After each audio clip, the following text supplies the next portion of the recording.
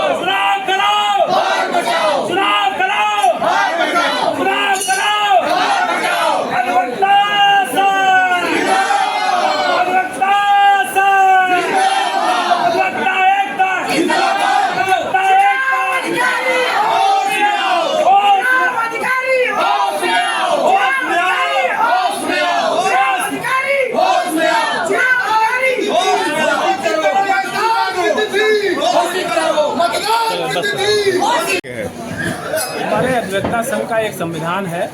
उस संविधान के मुताबिक हर 2 साल में कार्यकारिणी का गठन होता है। वर्तमान कार्यकारिणी का गठन की सीमा जो है 30 नवंबर को ख़त्म हो गई। 30 नवंबर को हमारे यहाँ चुनाव कराने के लिए मुख्य चुनाव अधिकारी 2 अन्य चुनाव अधिकारी की नियुक्ति हुई है।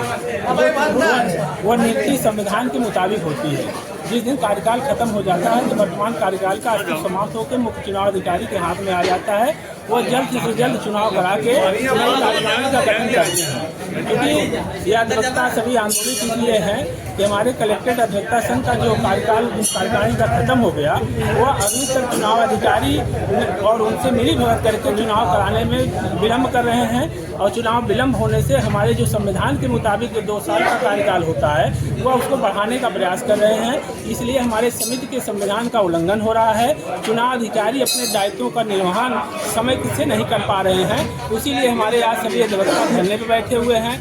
सभी अधिवक्ता आज आंदोलित हैं कि हमारे अधिवक्ता संघ का बार का चुनाव समय से करा दिया जाए ताकि समय से नई कार्यकारिणी का गठन हो जाए। लेकिन चूंकि यहाँ एक रिएक्शन एक आपस में जहर पैदा करने की प्रयास किया जा रहा है। अधिवक्ताओं को डिवाइड किया जा रहा है। तमाम रिएक्शन पैदा किया जा रहा है कि ताकि चुनाव समय से न हो।